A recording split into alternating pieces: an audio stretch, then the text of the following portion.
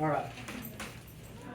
So what we're going to talk about right now is vaporization. Write this word down. Vaporization. You know, in the old sci-fi movies, someone would get shot with a laser that would make some crazy noise, like, ooh, they're vaporized, right? They just disappear. Now, we know when things vapor or vaporize, they're not disappearing. Vaporization means turning from a liquid to a gas, all right? So if something is vaporized, it's changed from liquid to gas, all right?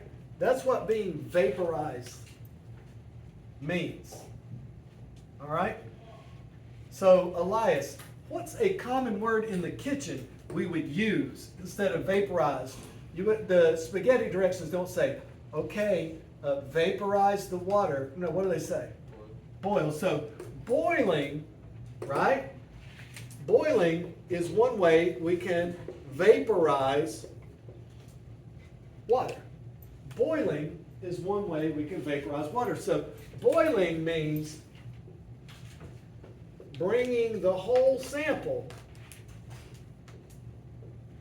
to the boiling point. And we're going to talk about water, so I'm just going to write hundo.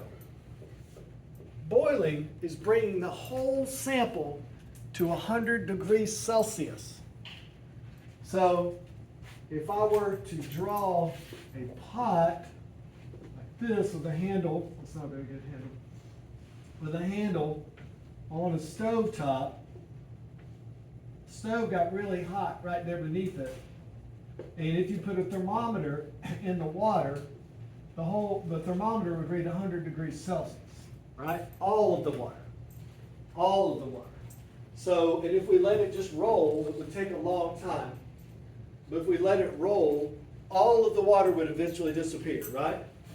We would have vaporized or turned into a vapor all of the water. All right. Now, every year we talk about boiling, and someone confuses, which is perfectly understandable, another word for boiling, right? And the other words, anybody know what the other word is I'm trying to think of? That people say sometimes when they should have said boiling, they say another word. Begins with an E. Evaporate, yeah. So boiling is when we do the whole sample. We bring all the water, basically from the bottom up, all of it. The whole kilogram of water, if you had a liter in there, the whole kilogram of water would be sampled at 100 degrees Celsius if you tested it. Now, evaporation is different. Here is a glass of water or a beaker of water. The wider the thing, the better. Okay? And then it's just sitting at a windowsill on a countertop. All right? So, out there's the outside. This is the countertop. The sun is shining in. It's a beautiful day, and that was the camera.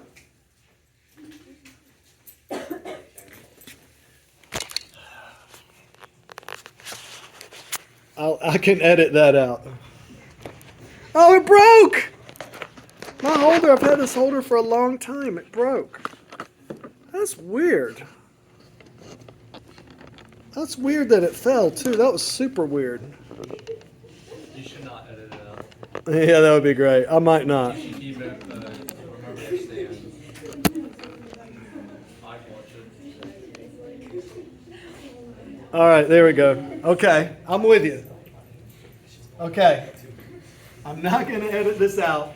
We'll just leave that in so everybody remember that my phone went crashing to the ground right in the middle of this, right? Make sure the stand, you're saying RIP. That's right. All right, yeah, and the stand broke. I don't know how it's in there right now. Maybe it'll fall again. Maybe that'll keep kids of future generations watching this video because we don't know if it's going to fall again. It should. It's broken now, right? Right? So you, future kids, we'll see what happens. All right. So here is our Sample of water. Now, I mentioned this earlier. The wider the beaker, the better this process is going to happen, right? Because you have more surface area. Does that make sense? Like, you could take a whole liter of water, right? And put it in a really shallow pan that was only like a centimeter deep. It had to be a pretty big pan. Yes, it had to be like a square meter, centimeter deep would give you a liter of water. Anyway, more water that's exposed to the sunlight, the better this will happen, or the quicker this will happen. But sunlight rays hit the surface of the water. Now, yeah, they warm the water up a little bit. Don't you agree? Don't you agree that if this water sat in the window all day, it would be a little warmer than the water that's sitting up here on the front desk? Everybody agree with that? But not that much warmer, right? So why does the water level go down? Because vaporization is occurring, but a particular type of vaporization called evaporating. Okay? Now, evaporating is not boiling. Boiling is bringing the whole sample up. So what we're going to do is we're going to zoom in on this picture. We're going to zoom way in. And we're going to look at the surface of the water. Now, the surface of the water, we're zoomed way in, like maybe with an electron microscope or something. And the surface of the water are these H2Os that are stuck together with hydrogen bonds. Water's very cohesive. I'm just drawing the surface molecules now. And that's kind of how they'd be stuck together. That's a pretty good example.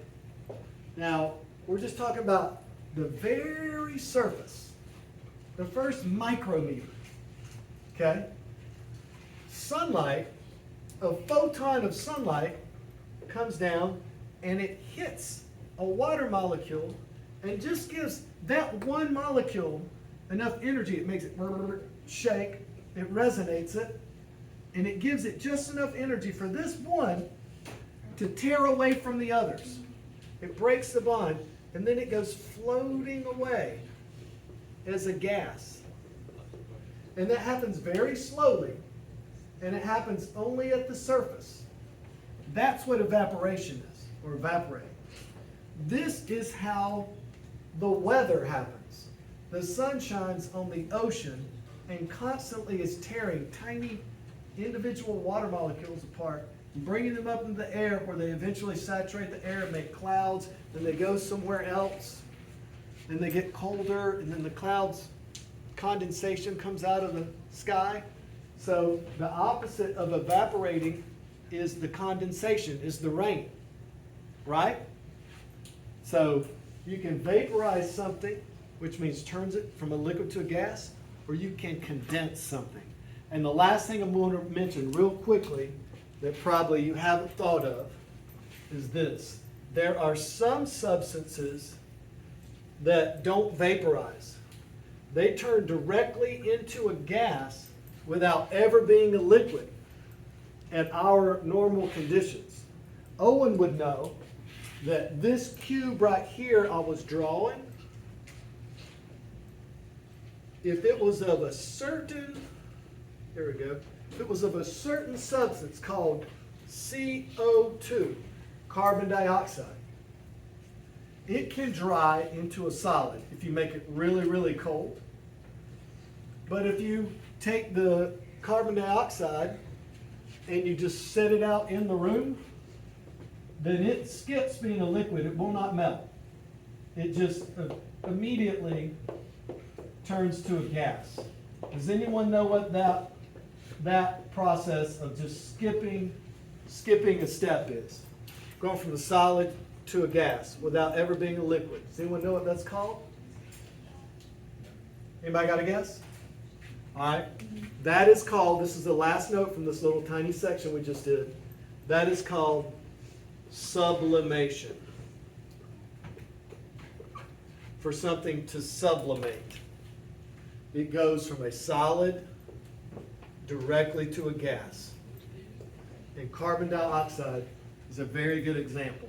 That's why they use carbon dioxide in plays to make fog, right? If you go to a play, it's supposed to look spooky Halloween time. They make that cold, dense fog that goes across the bottom of the stage. That's carbon dioxide subliming or sublimating. All right.